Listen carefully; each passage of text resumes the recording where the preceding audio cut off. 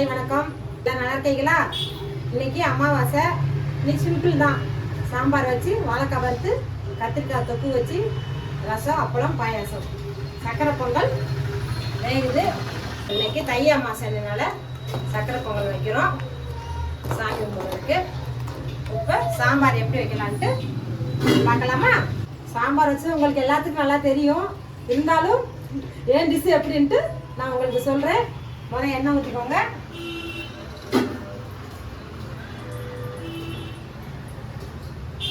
சின்ன வெங்காயம்,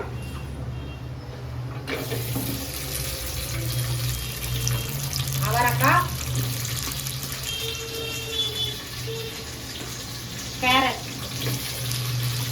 உப்பு போட்டு நல்லா வதக்கிடுங்க. உப்பு போட்டாச்சு. எல்லாம் வதங்கின பிறகு தக்காளியை போட்டு வதக்கலாம்.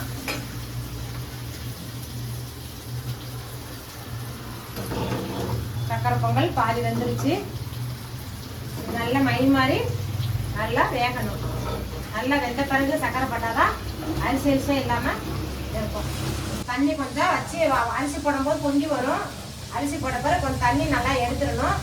எடுத்த பிறகு நல்லா வேக வச்சுட்டோம்னா தண்ணி இல்லாமல் இருக்கும்போது நல்லாயிருக்கும். இதில் வெல்லம் போடும்போது தண்ணி ஆயிரும். அதனால இந்த பதத்தில் இருக்கட்டும். இது நல்லா வெந்த பிறகு கட்டி ஆயிரும். அது பிறகு வெல்லம் போட்டு இறக்கலாம்.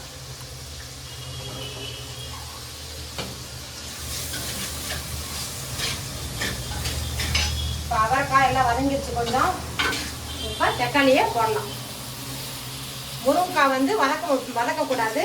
இது நல்லா வதங்கின பிறகு மசாலா எல்லாம் போடும்போது தான் முருங்கைக்காய் போடணும். அப்படின்னா தான் ஒரு கொதியில் வெந்துடும்.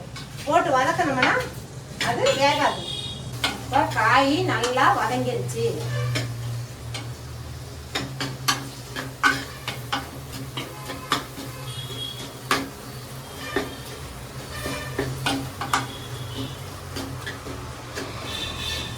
முருங்கைக்காவை போட்டலாம்.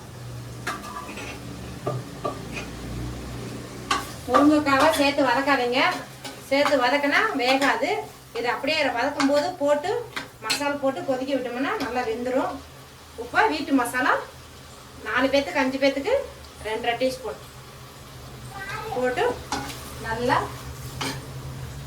கிளறி விடுங்க. காயை போட்டு மசாலா போட்டு நல்லா கிளறி விட்டால் மசால் வாசனை வேகமாக போகும். இல்லாட்டி அப்படியே போட்டோம்னா காய் வெந்து முடிஞ்சாலும் கூட அந்த வாசனை அப்படியே இருக்க மாதிரியே இருக்கும். இப்போ தண்ணி ஊற்றிடலாம். இப்போ வேகட்டும். மூடி வச்சிடலாம். இப்போ சங்கரை பொங்கல் வெந்துருச்சு.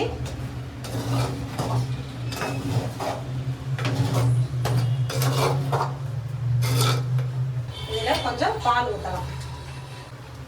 கொஞ்சோண்டு பால் ஊற்றினா நல்லா டேஸ்ட் கொடுக்கும். பால் ஊற்றி வேகட்டும். தை அமாவாசைக்கு இறந்தவங்க, நம்ம பெரியவங்க இறந்தவங்களுக்கு சக்கரை பொங்கல் வைக்கிறது நல்லதான். பச்சரிசி வெல்லம் போட்டு ஏலக்காய் போட்டு வைக்கிறது பெரியவங்களுக்கு நல்லதான். அதனால் மாலை அமாவாசைக்கும் தை அமாவாசைக்கும் சக்கரை பொங்கல் வச்சு படைக்க போகிறோம். ரெடியாகிடுச்சு. நல்லா இந்த பதத்துக்கு வந்துடணும். வெல்லம் போடும்போது இந்த பதத்துக்கு வந்தால் தான் தண்ணி ஆகாமல் கரெக்டாக இருக்கும். உப்பை வெல்லம் போடலாம். 1/2 கிலோ அரிசிக்கு 1/2 கிலோ வெல்லம். நீங்கள் 1 கிளாஸ் வெல்லம் அரிசி போட்டிங்கன்னா 1/2 கிளாஸ் சர்க்கரை போடணும். சர்க்கரை நல்லா தட்டிக்கோங்க. தட்டிட்டு போட்டுட்டு கரையிற வரைக்கும் நல்லா கிண்டி விடுங்க. அந்த வெல்லம் கரைய தண்ணி ஆகிடும்.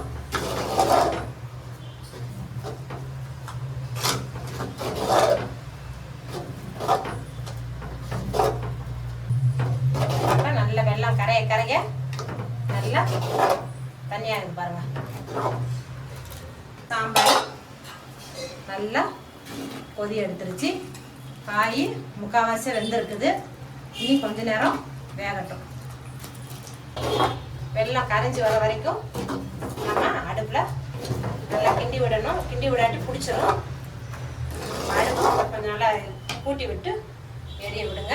வேகமாக நல்லா கலந்துடும். இப்போ பார்த்தீங்களா எவ்வளோ தண்ணி ஆயிடுச்சுட்டு வெள்ளம் போடவும் கட்டியாக இருந்தது. அது வெள்ளம் கரைய அப்படியே தண்ணி ஆயிடுச்சு. பாருங்க வெள்ளம் போடவும் அப்படியே தண்ணி ஆயிடுச்சு. ஒரு டீஸ்பூன் நெய் விட்டுக்கணும். நல்லா நெய் உருகி வச்சு இப்போ இதில் முந்திரியை போட்டலாம். காஞ்ச திராட்சை வேணுமன்றவங்க காஞ்ச திராட்சை போட்டுக்கலாம்.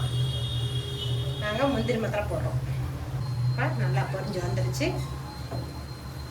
அடுப்பு ஆஃப் பண்ணிட்டு இப்போ இதில்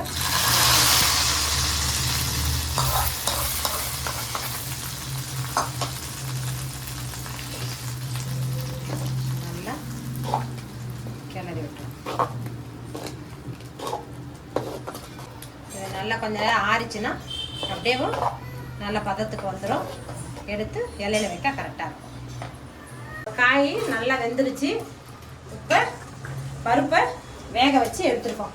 இதில் பெருங்காயத்தூள் மஞ்சத்தூள் போட்டு நல்லா வேக வச்சு எடுத்துருக்கோம். நல்லா வெந்திருக்கு பாருங்கள். இப்போ இதை தூக்கி ஊற்றுறோம். கொஞ்சம் பருப்புக்கு ரசம் வைக்கிறதுக்கு கொஞ்சம் பருப்பு எடுத்து வச்சிடலாம். நல்லா கிளறி விட்டு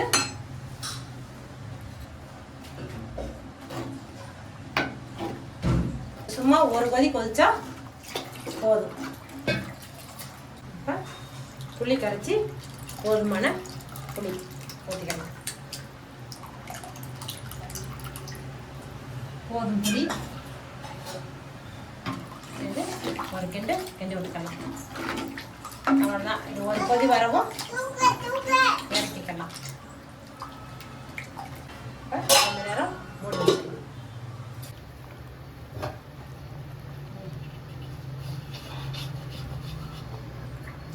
இப்போ எண்ணெய் கத்திரிக்காவுக்கும் சாம்பாருக்கும் தாளிக்கிறதுக்கு எண்ணெய் ஊற்றிக்கலாம். கடுகு, சோம்பு, கொஞ்சம் சீரகம் நல்லா வெடிக்குது.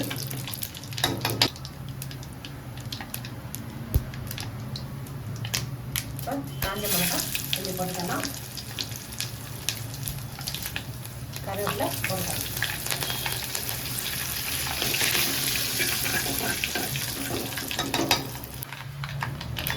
நல்லா வெடிச்சிருச்சு. இப்போ சாம்பாருக்கு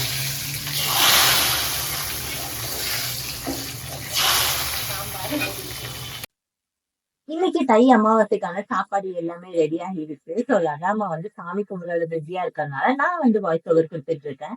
ஸோ சாதம், சாம்பார், அப்பளம், வடை, அதுக்கப்புறம் கத்திரிக்காய் கூட்டு, வாழைக்காய் பொரியல் எல்லாமே ரெடி ஆகிருக்கு. இப்ப நம்ம ஹீரோ சக்கரை பொங்கலும் ரெடி ஆகிடுது. சக்கரை பொங்கல் ரொம்பவே அல்டிமேட்டா இருந்தது. ஸோ நீங்களும் ட்ரை பண்ணி பாருங்க.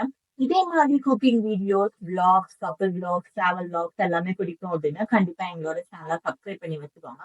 நிறைய பேர் சப்ஸ்கிரைப் பண்ணாமே பார்த்துட்டு இருக்கீங்க. ஸோ சப்ஸ்கிரைப் பண்ணி வச்சுக்கோங்க. அண்ட் நோட்டிபிகேஷனும் ஆன் பண்ணி வச்சுக்கோங்க. ஸோ எங்களோட வீடியோஸ் அப்பப்போ உங்களுக்கு வந்து சேரும். ஸோ இன்னும் நிறைய வீடியோஸ்க்கு உங்களோட சப்போர்ட்டும் எங்களுக்கு வேணும். உங்களுக்கு ஏதாவது கமெண்ட்ஸ் இருந்தது அப்படின்னா கமெண்ட் செக்ஷன்ல கண்டிப்பா சொல்லுங்க. அண்ட் தென் நாங்க வீட்லயே ப்ரிப்பேர் பண்ற மசாலா வேணும் அப்படின்னா கண்டிப்பா எங்களை கான்டாக்ட் பண்ணுங்க. மோர் வீடியோஸ்க்கு அப்டேட்டடா இருங்க. ஸோ நெக்ஸ்ட் வீடியோல பார்க்கலாம். தேங்க்யூ. பை.